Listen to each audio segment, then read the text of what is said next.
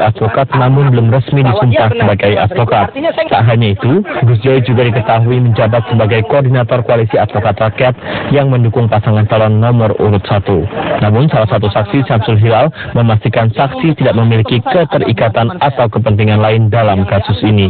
Para pembela terdakwa, dia mengarahkan kita para pelapor ini berafiliasi kepada salah satu partai politik. Jadi tidak ada kaitan dengan apapun. Di dunia dan di akhirat saya bertanggungjawabkan. Bagi pengacara, afiliasi saksi dengan partai politik perlu ditelusuri.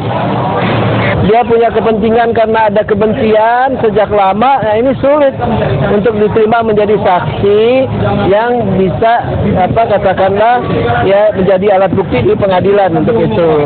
Ya, jadi dalam hal ini ya kita memang perlu menguji saksi tersebut. Dalam sidang Selasa, jaksa penuntut umum menghadirkan 6 orang saksi yang juga merupakan pelapor dugaan penistaan agama.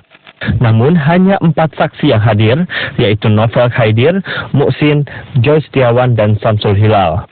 Selain itu, 2 saksi lainnya yaitu Nahdi Nasabandi telah meninggal dan Muhammad Burhanuddin berhalangan hadir. Persidangan Ahok akan dilanjutkan kembali pekan depan. Sidang akan menghadirkan sejumlah saksi lain dari pihak jaksa penuntut umum. Tim Liputan, Metro TV. Tidak hanya itu pemirsa, sidang kasus Ahok juga membuat Komisi Yudisial atau KY memantau khusus jalannya persidangan. Namun lembaga ini dilarang Pengadilan Negeri Jakarta Utara untuk merekam proses sidang yang menghadirkan saksi pada Selasa lalu. KY menyayangkan pelarangan ini dan meminta klarifikasi dari Pengadilan Negeri Jakarta Utara. Menurut Komisi Yudisial maksud kami, semestinya Majelis Hakim Pengadilan Negeri Jakarta Utara mengizinkan KY merekam jalannya sidang keempat Ahok yang telah memasuki tahap pembuktian. Sebab dengan adanya rekaman, objektivitas hakim bisa dibuktikan. Apalagi jika suatu saat masyarakat melaporkan dugaan pelanggaran kode etik yang dilakukan majelis hakim.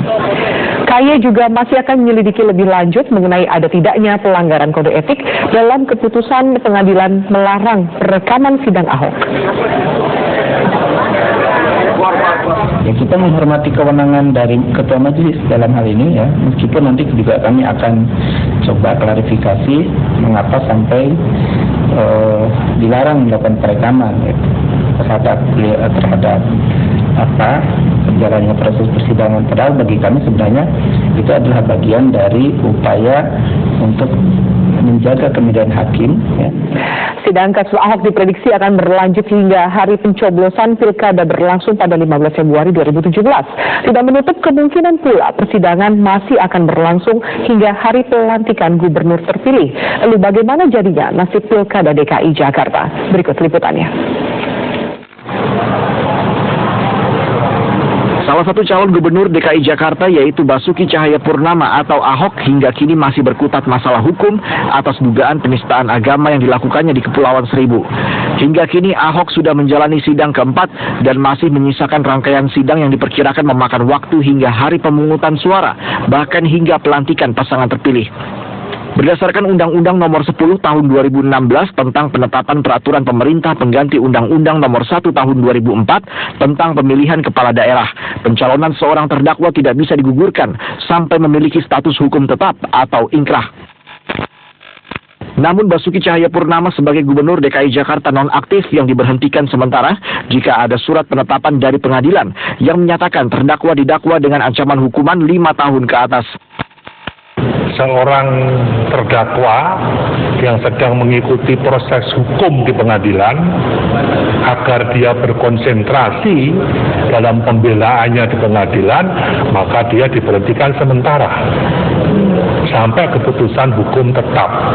Nah, Pak Ahok sedang cuti, satu. Yang kedua, tuntutan pidananya masih ada 2 pasal yang belum diputuskan, mau ada yang di bawah 5 tahun, ada yang 5 tahun. Mana yang mau diambil nanti? Kami menunggu selesai cuti, menunggu keputusan kejaksaan dalam persidangan nantinya. Itu aja. Sementara itu, Komisi Pemilihan Umum menyatakan tahapan Pilkada DKI Jakarta tetap berjalan sesuai ketentuan, meskipun proses hukum dugaan penistaan agama yang menjerat salah satu kandidatnya, Basuki Cahayapurnama, tengah berlangsung. Untuk pelantikan kandidat kepala daerah terpilih yang masih menjalani proses persidangan, KPU menyerahkannya kepada Kementerian Dalam Negeri sebagai pihak yang berwenang mengatur dan menyiapkan pelantikan kepala daerah oleh Presiden. Kalau misalnya memang berkekuatan itu hukum tetap kan sampai di vonis itu sudah menjadi kepastian, dan kalau misalnya dia tidak menggugat lagi ya sudah selesai. Kalau misalnya memang terus masih sampai kasasi ya sampai kasasi. Sepanjang dia memang belum berkekuatan hukum tetap kan masih menjadi bagian dari proses yang dilakukan dalam pilkada. Jadi akan tetap dilantik. Sesuai dengan Undang-Undang Nomor 10 Tahun 2016 tentang Pilkada, pasangan calon peraih suara terbanyak yang disahkan melalui keputusan KPU berhak menduduki jabatan sebagai kepala daerah tidak terkecuali bagi yang sedang tersandung kasus hukum sampai ada keputusan hukum tetap. Laila Zahra, Nadia Atmaji, Metro TV. Pemirsa, seorang warga Jakarta Timur mengajukan protes karena ada orang yang mengaku sebagai panitia pengawas pemilu menempel stiker salah satu pasangan calon kepala daerah DKI Jakarta di rumahnya. Sejumlah stiker serupa juga ditemukan di rumah-rumah warga sekitar. Stiker-stiker pasangan calon kepala daerah DKI Jakarta nomor urut 1 Agus Silvi menempel di mayoritas rumah sepanjang Gang Haji Ahmad, Kelurahan Balai Kambang, Kramat Jati, Jakarta Timur. Selain stiker pasangan calon Agus Silvi, terdapat juga stiker pasangan calon kepala daerah DKI Jakarta nomor urut 3 Anies Sandi di sejumlah rumah. Adalah Teti Pataresia yang menyampaikan protes atas penempelan stiker paslon Agus Silvi di rumahnya. Teti mempermasalahkan pendataan pemilih Pilkada DKI yang dilakukan oleh petugas juru pemantau jentik atau jumantik Kelurahan Balai Kambang karena berujung dengan pemasangan stiker. Begitu saya lihat ada stiker paslon nomor 1, saya jadi curiga gitu kan. Kalau memang mau mendata, kenapa harus ada stiker salah satu paslon gitu kan? Harus saya jelasin. Tapi ini kalau diketahuan sama Bawaslu bisa dianggap pelanggaran, sebab data yang dibikin itu seolah-olah adalah pendukungnya nomor 1 gitu kan. Terus lu punya Bawaslu, gue punya KPU itu. Kelurahan Balai Kambang membantah memberi penugasan kepada petugas jumantik untuk melakukan pendataan pemilih. Karena itu, Lurah Balai Kambang Mintarsih memutuskan pemberhentian petugas jumantik yang diketahui merangkap sebagai relawan pasangan calon Agus Silvi. Tidak pernah memberikan tugas atau menugaskan untuk memberikan menempel stiker-stiker. Ya, itu kemauan pribadi kami nanti sendiri. Kalau dia kader jumantik, memang benar dia terdaftar sebagai kader jumantik. Dan kita mungkin untuk Kamayanti kita berhentikan aja sebagai kader jumantik. Seperti itu, supaya buat perhatian buat dia bahwa kita ini ada netralitas. Kejadian ini menarik perhatian panitia pengawas pemilu Kota Jakarta karena cuitan Teti di akun Facebooknya sempat menjadi viral. Namun akun Teti kini tidak bisa diakses lagi.